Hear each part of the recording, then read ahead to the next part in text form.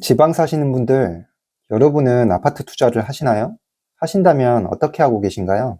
오늘은 이것에 대한 지방 부동산 아파트 투자의 단계에 대해서 말씀드릴게요. 먼저 시간이 부족하신 분들을 위해 요약해 볼까요? 지방 투자자는 이렇게 구성이 되어 있습니다. 조금 구별되시나요? 여러분은 현재 어디에 포지셔닝 되어 있으신가요? 저는 여기까지 갔다가 여기로 돌아왔습니다. 그럼 각 단계별로 만나게 되는 일을 말씀드릴게요.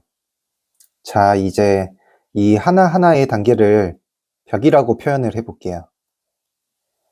투자를 하다 보면 이 마음의 벽을 계속 만납니다. 마음의 벽은 이렇게 여러 개가 있는데 이 벽이란 기존에 내가 살아오면서 쌓아왔던 너무나 당연하다 생각했던 관습 같은 것이나 뭔가를 하기 전 잘못되면 어쩌지 하는 두려움의 벽 같은 겁니다. 새로운 것을 인정한다는 건 과거의 자신을 부정하는 거기 때문에 자기 보호 본능으로 변하는 것을 거부하려 합니다. 그래야 내가 지금까지 살아온 행동 방식이 옳은 길이라 믿으면 마음이 편할 테니까요. 그만큼 깨기가 어렵습니다. 자, 앞에 말씀드린 게 바로 이 벽입니다. 첫 번째 벽, 인플레이션과 화폐 가치 하락을 알고 시중 금리에 따른 투자 수익률의 변화로 유동성과 자산 가격에 어떤 변화가 일어나는지 자본주의를 깨닫고 인정하는 것입니다. 이 벽을 마주하고 계신 분들은 아무래도 무주택자일 확률이 높겠죠?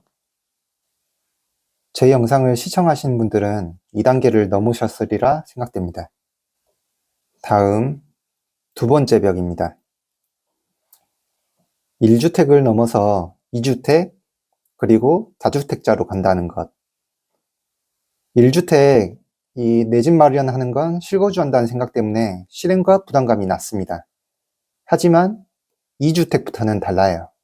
여기부터는 말 그대로 투자거든요. 내 집은 그냥 돈을 깔아두고 잊고 살면 편하지만 다주택으로 전세나 월세를 세팅해서 임차인을 뒀다? 임대차 갱신부터 관리까지 신경 써야 될 부분이 늘어납니다. 거기다 투자를 잘못해서 원금도 다 잃을 수 있다는 두려움이 생깁니다. 상승장에는 이 벽이 약해진다는 특징이 있습니다. 자, 다음 세 번째 벽입니다. 투자의 범위를 내가 살고 있는 지역이 아니고 전국으로 선택지를 넓히는 것. 내가 사는 지역을 투자하는 건 내가 사는 동네라 잘 안다고 생각하기 때문에 자신감이 있고 여차해서 잘못되면 내가 들어가 살지 뭐 이런 생각으로 부담감이 덜합니다. 특히 투자 타이밍만 생각하면 되기 때문에 심플합니다. 보통 1주택이나 2주택으로 내 지역 부동산만 살펴보는 이 지역 투자 비율이 상당한 것 같아요. 하지만 타 지역 투자는 다르죠. 단톡방 네임드 투자자는 이 지역을 들어가야 한다는데 바로 옆 도시라도 내가 잘 모르는 동네이기 때문에 이게 비싼 건지 싼 건지도 모르겠고 산다면 어디를 사야 되고 언제 팔아야 되는지 전세가 안 맞춰지거나 역전세가 나면 어떡하지? 이런 등등 생각해야 될 게 많고 그만큼 걱정도 많아집니다. 그러니 눈이 다시 심플한 내 지역으로 돌아오는 거죠. 만약 여러분이 3주택 이상을 타 지역에 투자하시려면 각오하셔야 됩니다. 문제가 생겼을 때 나와 가까운지 먼지는 컨트롤할 수 있는 게 완전히 다르거든요. 네 번째 벽은 신축이 아닌 구축을 사는 것입니다. 신축은 지어진 지 얼마 안 됐기 때문에 비교적 임차인한테서 연락 올 일이 별로 없습니다. 그런데 구축은 어떤가요? 결로, 누수, 집수리, 보일러 문제 등등 이런 온갖 문제가 생길 확률이 높죠. 당연히 눈은 신축 투자로 갑니다.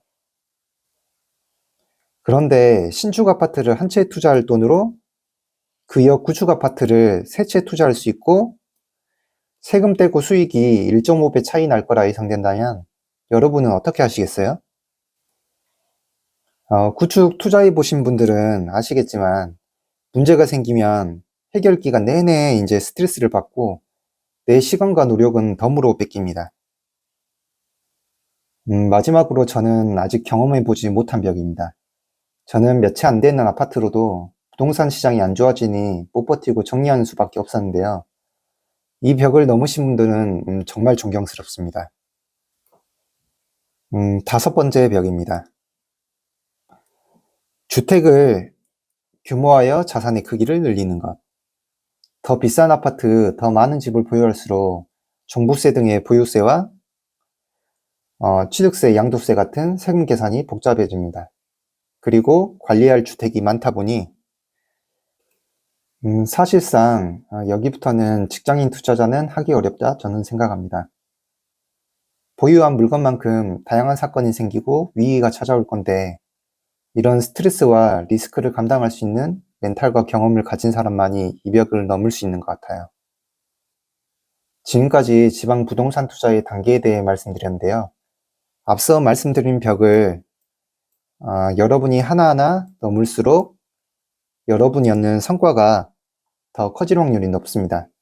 하지만 그만큼 리스크도 커지죠. 앞에 말씀드린 벽을 무조건 넘어야 된다? 이건 정답이 아닙니다.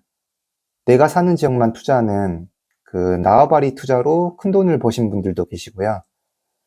그저 여러분의 마음이 받아들일 수 있는 벽 앞에 머무르시면서 가끔 앞에 벽을 살살 쳐보기도 하시고요. 열심히 시간을 흘려보내시다 보면 어느새 성장한 자신을 보고 있으실 겁니다.